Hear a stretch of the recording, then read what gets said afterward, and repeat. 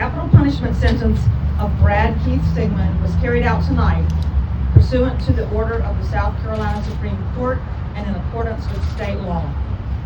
The execution was performed at 6:05:50 by a 3-person firing squad and began. He was pronounced dead by a physician at 6:08 p.m.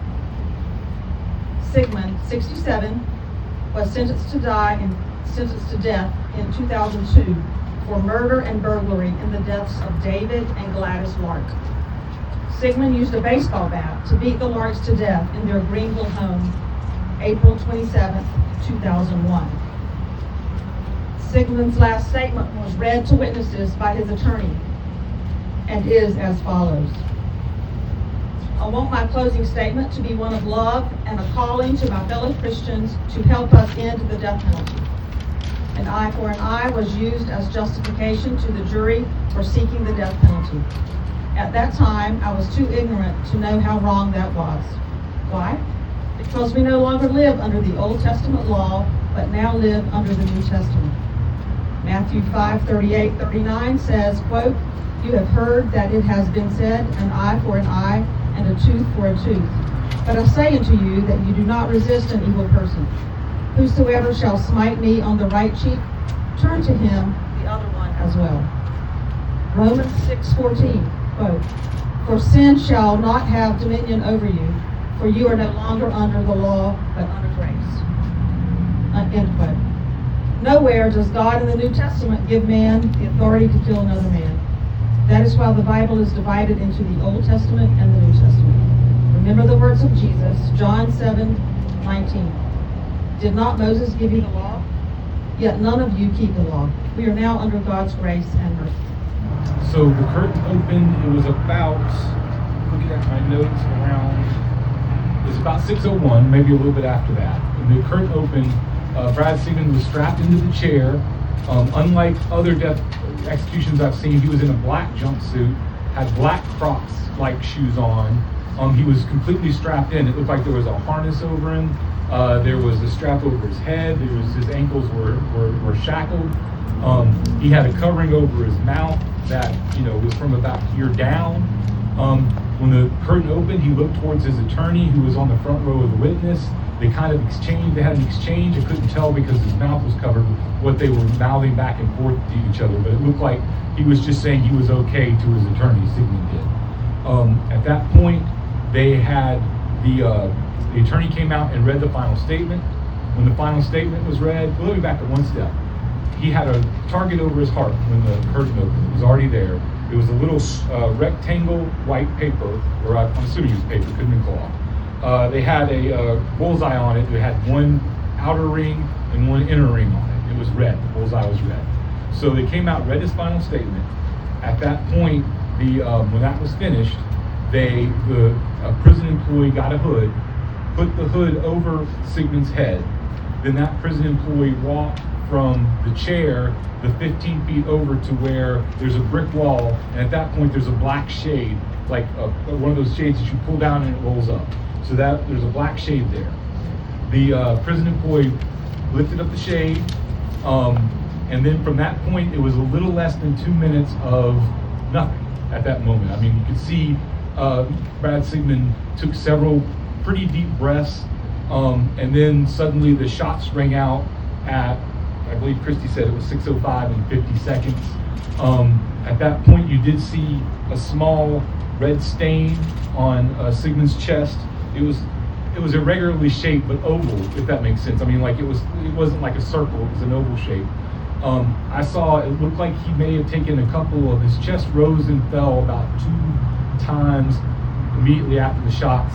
You could see a tiny piece of like tissue or something that was coming out of that. At that point, also his arm tensed up when he got shot. There was kind of this brief moment of tensing. After that, the doctor was in there fairly quickly. Less than a minute after the shots came. I couldn't see exactly what the doctor did because my viewpoint was blocked from his back, but he did an examination for about 90 seconds, and then he walked back towards the other side of the room, walked from left to right as my viewing, and then that's when the prison employee announced 6:08 as the time of death. And the only other thing I might add is when they came out after the shoot, they pulled the shade back down. I will start after we are in the witness room. It's a very quiet room. No speaking going on whatsoever. The only thing you can really hear are intakes of breath as people try to calm themselves down, feet shuffling, that sort of thing, and everybody constantly glancing at the clock to see where we are in the process. At 6:01, the curtain was pulled back, exposing the room to us. Brad Sigmon was already strapped into the chair. He had the chair did not have arms, so his arms were down to his side and hooked in with restraints. His feet were restrained. He had a strap across his forehead, and he also had something that appeared a little like a sling that covered his mouth. But he could move his head just a little bit, so he moved his head to the extent that he could toward the witness room. Appeared to be exchanging some words with both King, his attorney. Kind of took in the whole witness room to the extent that he could. I want to comment on the expression that he had. Again, you couldn't see his whole face, but I did not pick up on anything in his expression that would have indicated fear. I won't even say he was expressionless, but it was hard to see everything. They then read the final statement, which we've already been over. He was wearing the black jumpsuit. His arms were exposed and bare. At 6:03, they put their hood on, and at 6:04, they lifted the shade on the what I would describe as cubbies that the executioners were going to shoot through. We could not see the guns. There was also no countdown or anything like that to tell us when the shots would be fired. The shots were fired at 6:05.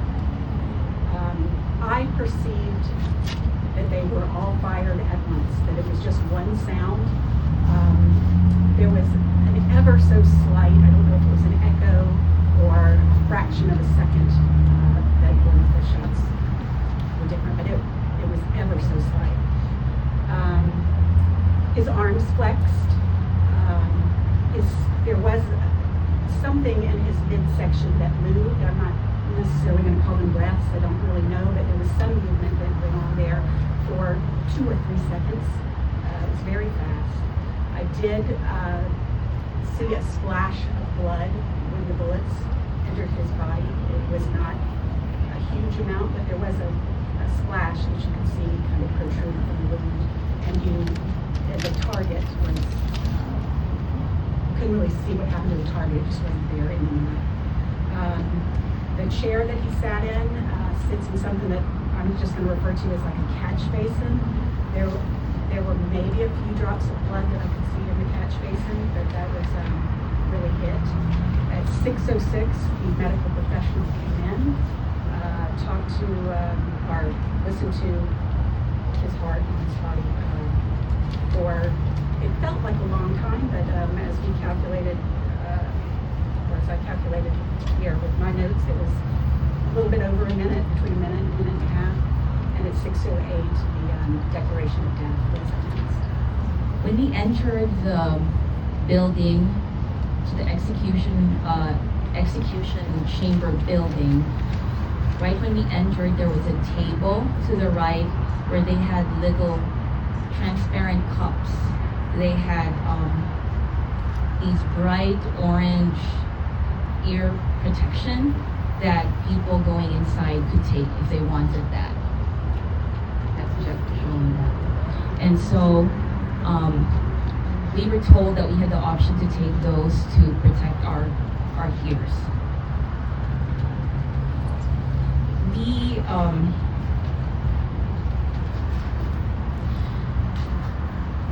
The curtain opened at 6:01 p.m. and after that, the attorney of Sigmon stood up to the front and read his final statement. And it was 6:02 when he was finished reading the statement, and at 6:03, the hood was placed over his head. But as Jeffrey had mentioned, before the hood was placed, the moment that the curtain was opened, he did kind of exchange some like nodding toward his attorneys and his spiritual advisor's direction. And then I saw that before the hood was placed on him, he kind of turned toward the area where the witnesses were. I'm not sure who he was looking at, but his attorney was on this side of the room and the witnesses were sort of on this side of the room, and he turned his head a little bit farther toward that direction.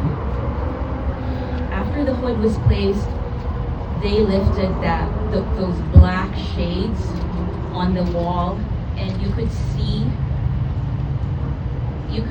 this rectangular opening with sort of two middle, like separated with two, something in the middle. So essentially there were three smaller squares in that big rectangle. And the shots were fired at, it was with one shot, like Anna had mentioned, almost like a split second, you could hear sort of like an echo.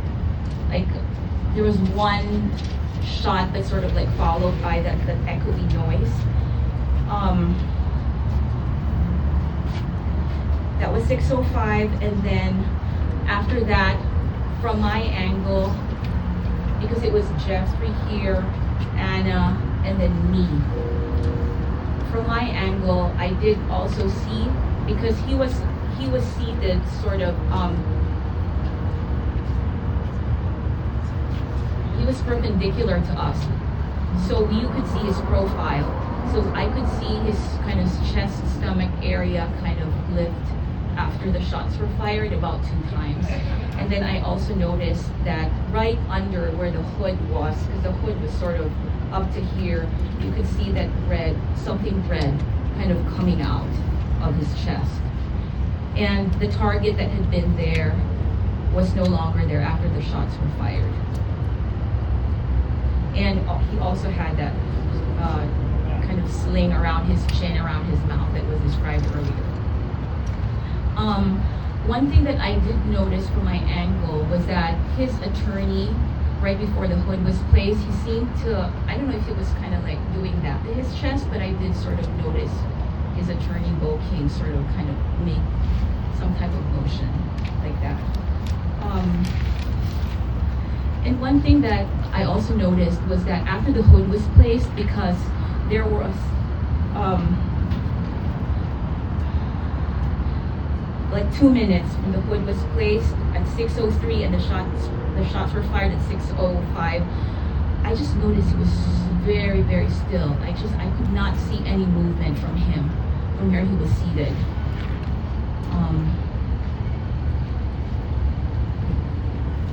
And then after the physician came out at 6:06, and then at 6:08 he left the room, and then another guy came out at 6:09 to say that the time of death was, the declared death time was 6:08. And then we quickly were asked to stand up and file outside the room.